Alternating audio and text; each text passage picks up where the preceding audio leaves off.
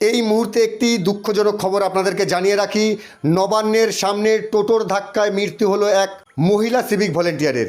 মৃতার নাম নূপুর চট্টোপাধ্যায়, বয়স 52 বছর। তিনি কলকাতা পুলিশের সিভিক ভলেন্টিয়ার ছিলেন। আজ দুপুর 2টো নাগাদ তিনি যখন নবান্নের সামনে উপান্ন হলের কাছে রাস্তা দিয়ে যাচ্ছিল, সেই সময় একটি বেপরোয়া টোটো তাকে পিছন থেকে ধাক্কা মারে। সেই সময় ওই মহিলা সিভিক ভলেন্টিয়ার ছিটকে দেওয়ালে ধাক্কা লাগে, মাথায় গুরুতর আঘাত পান তিনি। আশঙ্কাজনক অবস্থায় তাকে একটি বেসরকারি হাসপাতালে নিয়ে গেলে চিকিৎসকরা তাকে মৃত বলে ঘোষণা করে। এই ঘটনায় শোকের ছায়া নেমে আসে পুলিশ মহলে। এই ঘটনার তদন্তে যান হাওড়া সিটি পুলিশের কমিশনার প্রবীণ কুমার ত্রিপাঠী সহ কলকাতা পুলিশের উচ্চপদস্থ কর্তারা।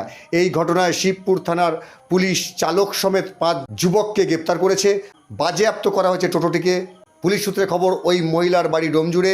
বাড়িতে খবর দেয়া হলে নার্সিংহোমে ছুটে আসে তার স্বামী। মর্মান্তিক এই ঘটনায় তদন্ত শুরু করেছে শিবপুর থানার পুলিশ।